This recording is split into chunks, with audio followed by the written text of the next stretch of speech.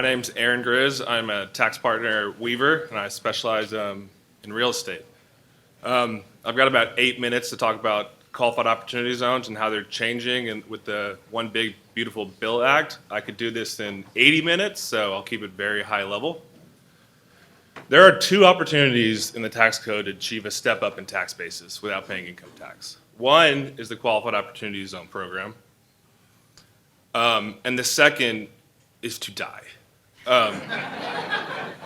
Whenever I pitch option two to my clients in meetings, it's generally not well received. So we're going to stick with qualified opportunity zones today. So what is a qualified opportunity zone?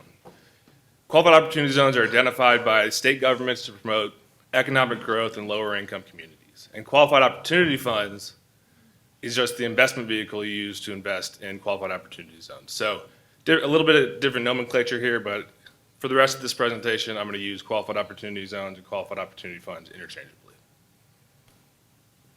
So there are currently 7 opportunity funds or opportunity zones in Fort Worth, 3 up in the Stockyards area, 2 in the medical district, 1 in Top 6, and 1 in East Arlington. These zones are available for investment through 12/31/2028. There is a new round of zones that will be announced later this year and will be eligible for investment 1/1/27. So there will be a 2-year overlap of the old zones and the new zones. We aren't sure if the new zones will go away or the old zones will go away, and what the new zones will be. There may be some overlap. And while there are 7 zones in Tarrant County, there are over 8,700 in the U.S. So why do we care? What are the tax benefits? So a taxpayer can elect to defer some or all of its capital gains from any source and reinvest them into a qualified opportunity fund. Any source, this could be capital gains from the sale of stock, sale of real estate, sale of a business. Any source qualifies, any capital gain qualifies, whether it's short-term or long-term. And the benefits, you get to defer your capital gain for up to 5 years, and you get a partial exclusion of that gain. And probably the biggest benefit is tax-free growth on your new investment into the opportunity fund.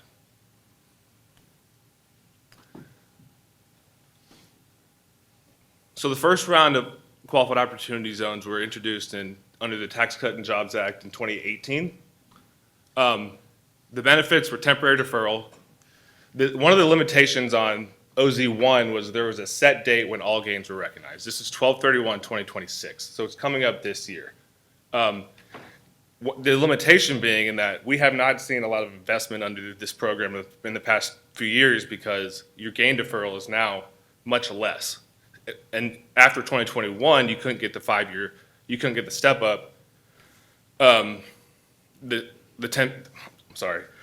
2021, you couldn't get the permanent exclusion of the 10%. So in the past few years, we just haven't seen a lot of activity here. But you still get, no matter when you invested, you still get permanent exclusion of your gain on the new investment. So whether you invested in 2018, 2020, or 2024, under the OZ1 program, your gain is due 12/31/2026. So how's that changing under the One Big Beautiful Bill Act and OZ2? Now the program is permanent, and there's no set date for when your gain is due. Now your gain is due 5 years from the date you invest in the Qualified Opportunity Fund. So you invest in 2027, your gain is due in 2032. If you invest in 2030, your gain is due in 2035. If you hold the investment for up to 5 years, you get a 10% gain exclusion on your original gain, and if you hold the investment for up to 10 years, you pay no tax on your new investment into the Opportunity Fund. There is a 30-year max deferral here, and so if you still hold your investment after 30 years, you will pay tax on any appreciation after the 30-year mark. The new program also introduced what's called a Qualified Rural Opportunity Fund, and this provides a greater exclusion, a 30% exclusion rather than a 10% exclusion. So general requirements here. As I mentioned, all capital gains qualify from any source. You have 180 days to reinvest your gain into an opportunity fund. And if your gain is from a partnership interest, you have a few different options. You can choose 180 days from when the partnership sold the investment, 12/31 of the current year, or 3/15 of the next year. So there's some leeway there. And there, within the opportunity zone, there's a substantial improvement requirement. So if the opportunity fund buys an existing asset, they've got to double their basis in that property. So generally, we're seeing a lot of ground up development here unless a major rehab is planned. So let's take a look at an example. Sally sells her Apple stock for a gain of $100,000 in 2027. Now, she may have received $500,000 of this for this and bought it for $400,000. She only has to reinvest her $100,000 gain, whereas with a 1031 exchange on the sale of real estate, you've got to reinvest all of your proceeds. Here, you only have to reinvest your capital gain. Within 180 days, she invested $100,000 into a qualified opportunity fund, developing a multifamily property in a qualified opportunity zone. If she still owns that investment in 5 years, she will pay tax on $90,000. Again, she deferred that gain and not pay tax in 2027. She'll pay tax on $90,000 in 2032. When the property is sold in 2038, she receives $250,000, and she has been allocated $50,000 of depreciation deductions over the life of this investment, which she has used to offset other income. When this is sold, she will receive a step up in basis, pay no tax on her new investment, including depreciation recapture.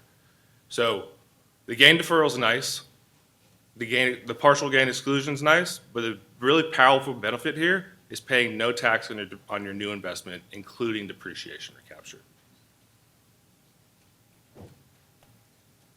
So what should we do now? Consider deferring capital gains until late in 2026 or early 2027, because the new program starts 1/1/27. So if you defer till the second half of this year, you can make your investment in 2027. Research qualified opportunities on sponsors now. There's a lot of people playing in this space, and a lot of people that have done really good projects out here. But I think mostly don't let the tax tail wag the dog. In the first round of this program, we felt like every one of our sponsors had to do an opportunity zone deal because their investors were calling for it, and we saw a lot of bad deals. This program can't make a bad deal good, but it could make a good deal great. So with that, I've flown through this. I've kept it really high level. If anyone has any detailed questions, feel free to reach out, and I will introduce the panel.